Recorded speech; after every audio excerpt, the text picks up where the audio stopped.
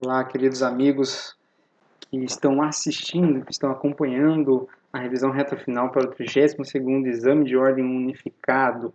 Eu sou o Gleison Nogueira e estamos aqui para resolvermos as questões de direito ambiental do exame 31. E vamos seguir a mesma dogmática. Nós vamos ler juntamente o enunciado, depois vocês pausam o vídeo, respondem a pergunta e, em sequência, tem a resolução da questão. Então vamos aqui para a primeira pergunta de Direito Ambiental do exame 31, questão número 33. Seguindo o plano de expansão do seu parque industrial para a produção de bebidas, o Conselho de Administração da Sociedade Empresária Frescor S.A. autoriza a destruição de parte de floresta inserida em área de preservação permanente, medida que se consuma na implantação de nova fábrica. Sobre responsabilidade ambiental, tendo como referência a hipótese narrada, assinale a afirmativa correta. Pausa o vídeo e tenta responder esta questão. Agora que você já tentou por si só, sozinho, interpretar a questão e responder corretamente, vamos ver qual é a alternativa correta. Letra D.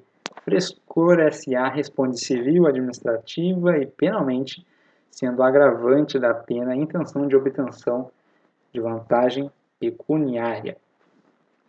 Meus queridos amigos, vocês lembram do primeiro vídeo de ambiental, do exame 30, que eu disse que tem que ter leitura atenta da Constituição, do Código Florestal, das leis ambientais ditadas pelo poder público, também de algumas edições normativas feitas pelos órgãos federais e estaduais, muitas vezes, sobre a questão ambiental. E esta resposta está justamente na Constituição e em uma lei federal. Ela está lá no artigo 225, parágrafo 3º da Constituição Federal, artigo 225, parágrafo 3º da CF, e na Lei 9605 de 98, a famosa Lei de Crimes Ambientais, em seu artigo 15º, né, seu artigo 15, inciso 2, a linha A. Artigo 15, inciso 2, a linha A da Lei 9605 de 98. E diz justamente isso, não é? Esta é uma questão até mesmo de um nível bem mais acessível, justamente porque a gente está cansado de saber de responsabilidade ambiental, né? A pessoa que comete algum dano que lesa o meio ambiente vai responder nas três esferas: penal, administrativa e civil, né? Na área civil. E isso, né, está lá justamente estampado no artigo 225, parágrafo 3º da CF. A pessoa que lesa o meio ambiente responderá criminal e administrativamente, sem prejuízo, independentemente das indenizações pelos danos causados. Então aí você tem uma responsabilidade direta no campo penal e no campo administrativo, justamente em consonância, andando em conjunto com a responsabilidade na ordem civil. Então, se você lesa o meio ambiente, você vai ser atacado nestas três áreas, nessas macro áreas do direito. Você vai obter, vai responder sanções nas áreas penais, né, criminal, a área administrativa e civil. No mesmo ato, você será submetido a três tipos de sanção, não é? Três tipos de sanções. Sanções penais, sanções administrativas e sanções cíveis. Tá joia?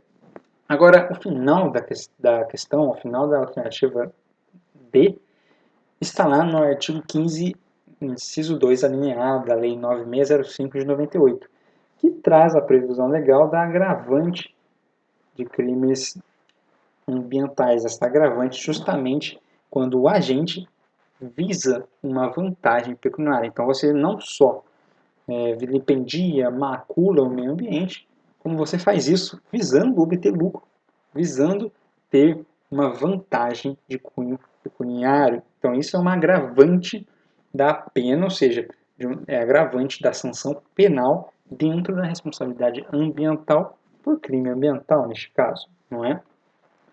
Então isso está lá na Lei de Crimes Ambientais, Lei 9605 de 98.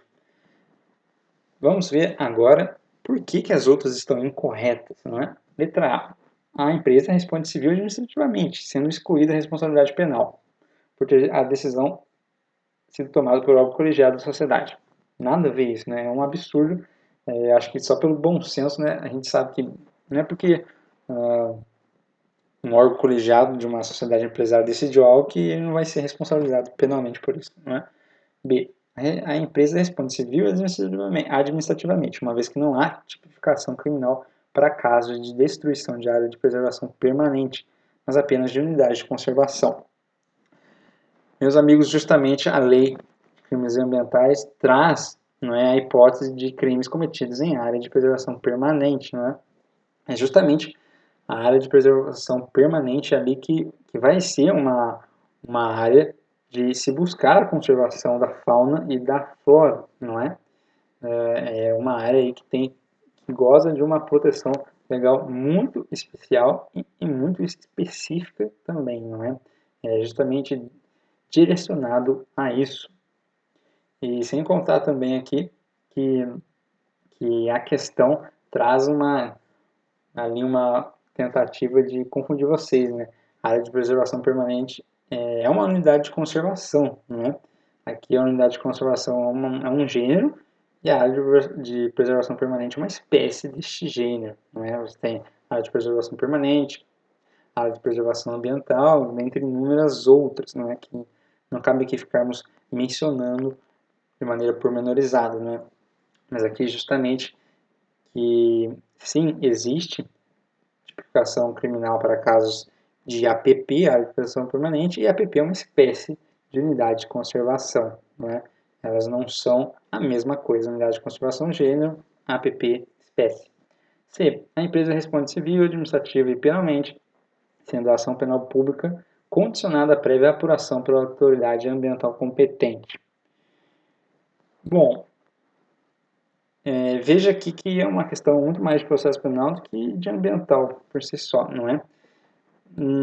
Não é imprescindível a apuração por autoridade ambiental daquele caso em comento, não é? Até porque o titular da ação penal pública, o Ministério Público, tem meios de, por si só, investigar matérias tão específicas quanto as matérias ambientais, não é? Você tem núcleos, inclusive, de atuação especializada em meio ambiente, que é o chamado GAEMA, não é? Vocês conhecem muito mais o GAECO, né? Que é um grupo especializado em investigação de crime organizado, mas você tem os GAEMAs, que são os núcleos especializados em matéria ambiental. Então, veja que se o Ministério Público, titular da ação penal, em conjunto com a polícia, imaginemos aqui apenas a polícia civil, não a polícia militar ambiental, pode muito bem dispensar a atuação complementar de um órgão ambiental, exemplo do IBAMA ou ICMBio, justamente porque o titular da ação penal, o Ministério Público, tem conhecimento específico nesta área. Então, veja que isso não é uma condição para a ação penal pública, né? É por isso que essas alternativas todas estão erradas e a letra D é aquela verdadeiramente correta, não é? Artigo 225, parágrafo 3º CF, artigo 15, inciso 2, da linha A, Lei 9605 de 98. Quem causa dano ambiental responderá na esfera civil, administrativa e penal. E é agravante de pena a intenção de obtenção de vantagem pecuniária. Então, se você comete um crime ambiental, imbuído ali de se obter uma vantagem pecuniária, esta questão da vantagem será uma agravante da pena. Vamos agora à questão de número 34. Efeito Estufa Limitada, sociedade empresária que atua no processamento de alimentos, pretende instalar nova unidade produtiva na área urbana do município de Arpur, inserido no estado Y. Para esse fim, verificou que a autoridade competente para realizar o licenciamento ambiental será a do próprio município de Arpur. Sobre o caso, assinar a opção que indica quem deve realizar o estudo de impacto ambiental. Pausa o vídeo e tenta responder. Agora que você já tentou responder, vamos ver qual é a alternativa correta. Alternativa letra D, profissionais legalmente habilitados às expensas do empreendedor. Amigos, de novo, é uma extração da lei, isso aqui é letra fria da lei. E no primeiro vídeo de ambiental, do lado do exame 30, eu falei para vocês, por favor, leiam a Constituição, o Código Florestal, as resoluções do CONAMA, leiam a Lei de Crimes Ambientais, e daí por diante. Porque isso aqui está respondido lá nos artigos 7º e 8º da resolução do CONAMA número 1 de 86. De novo, artigo 7º e artigo 8º da resolução CONAMA 01 de 86. Né? O CONAMA, você já deveria saber o que é, não é? CONAMA é um Conselho Nacional do Meio Ambiente, justamente esse órgão deliberativo, consultivo, em âmbito nacional, que vai tratar das questões ambientais. E o CONAMA editou lá em 86, na sua primeira resolução, que no seu artigo 7º e no seu artigo 8º, trata da responsabilidade da elaboração do EIA-RIMA, não é? O EIA-RIMA é o estudo de impacto ambiental e o relatório de impacto ambiental, justamente o teor da nossa questão. E o EIA-RIMA, o estudo, é diferente do relatório, né? Mas eles são complementares. O EIA, o estudo de impacto ambiental, ele é um estudo extremamente complexo, profundo e extenso. E dele se origina um relatório de impacto ambiental, o RIA, não é?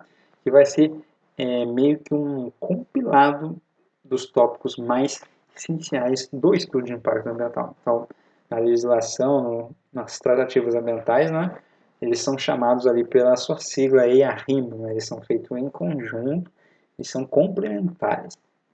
E agora, quem é que faz o estudo de impacto ambiental? E de quem é a responsabilidade, né, de pagar os profissionais que vão fazer este estudo? Primeiro, quem faz o estudo de impacto ambiental são profissionais legalmente habilitados, compondo uma equipe multidisciplinar. Então, você vai ter ali engenheiros agrônomos, engenheiros florestais, engenheiros hidráulicos, você vai ter antropólogos, sociólogos, você vai ter advogados. Por quê? Imagine uma usina perto de uma reserva indígena. Ali não existe só questões ambientais, né? Claro, você precisa fazer um estudo que identifique o impacto da construção, o impacto da operação da usina, não é? O impacto também da distribuição de energia. E isso é uma questão de ciência física, de ciências da natureza. Mas além disso, qual é o impacto daquela construção no seio da comunidade indígena ou de uma comunidade quilombola, uma comunidade ribeirinha? Quem sabe isso não é um engenheiro agrônomo, não é um biólogo, mas sim um antropólogo, um sociólogo, um geógrafo. Então veja que toda essa equipe tem que estar presente para a elaboração do estudo de impacto ambiental. E todos eles devem ser legalmente habilitados a realizar tal estudo, a participar, né, de tal estudo. Além disso, o estudo ocorre às expensas do empreendedor, ou seja, quem paga não é o poder público. Então você vai fazer uma usina lá no município, como está aqui, Arpuro, município de Arpuro. Quem paga o estudo de impacto ambiental, quem paga a empresa que vai fazer isso, não é o município, não é o poder público, mas é a empresa interessada, por exemplo, naquela obra, a empresa que vai fazer aquela inserção no meio ambiente. Não é? E veja que não é porque a empresa paga que a relatoria e os profissionais habilitados para o estudo se subordinarão aos interesses da empresa, né? Pelo menos num plano aqui teórico, num plano aqui ideal, a empresa paga a empresa que vai fazer a obra, que vai fazer a inserção no ambiente, paga uma outra empresa especializada na elaboração do EIA-RIMA, e é uma relação puramente ali, não é negocial. O EIA-RIMA ele não pode, em hipótese nenhuma, se submeter aos anseios egoísticos de uma empresa, não é? Ele tem que ser técnico e neutro, não é? Se aquela obra não vai prejudicar o ambiente, ok, maravilha, plenamente possível e deve ser ali louvada a construção de uma usina, por exemplo, ou de uma fábrica no seio de um parque ou coisa do tipo, não é? Mas veja que a empresa responsável e os profissionais responsáveis pela elaboração do EIA-RIMA não podem se submeter aos anseios da empresa, tem que ser neutro, tem que visar justamente identificar o problema e estudar o impacto daquela empresa, daquela fábrica, no seio ecológico e social antropológico que estará envolvido. Não é, meus amigos? Então, essa questão aqui está lá disposta no artigo 7º e no artigo 8º da Resolução CONAMA número 1 de 86. Nós chegamos, portanto, não é, ao final, né, desta questão no 34, a A está errada por a B e a C, todas por uma derivação lógica da questão correta, não é? Quem faz são profissionais legalmente habilitados a dispensa do empreendedor. Então, quem realiza não é o município, não é o estado e tampouco o IBAMA, não é? Então vamos chegando, meus amigos, ao final de mais uma aula de resolução de questões de direito ambiental. E aqui afirmo mais uma vez, leia a legislação ambiental, pelo menos uma vez. Leia o artigo 225 da CF, leia o Código Florestal, leia a Lei de Crimes Ambientais, leia a Política Nacional de Meio Ambiente, leia as resoluções mais importantes do CONAMA, Conselho Nacional do Meio Ambiente, a exemplo da resolução número 1 de 86, que foi muito falada aqui na pergunta de número 34. Então, meus amigos, eu vou ficando por aqui e espero que vocês estejam aproveitando o curso de preparação para o 32º exame. Não deixem de nos contatar pelas redes sociais, caso vocês possuam alguma dúvida. Às vezes você está pegando a prova 25, 20, está com uma dúvida na questão e não sabe responder, não sabe que a questão correta é aquela. Por favor, estamos aqui para isso, não é? Mande para nós as suas dúvidas que estaremos de prontidão para saná-las, a fim de que você tenha uma excelente aprovação no 32º Exame de Ordem Unificado. Vou ficando por aqui, bons estudos e até a próxima.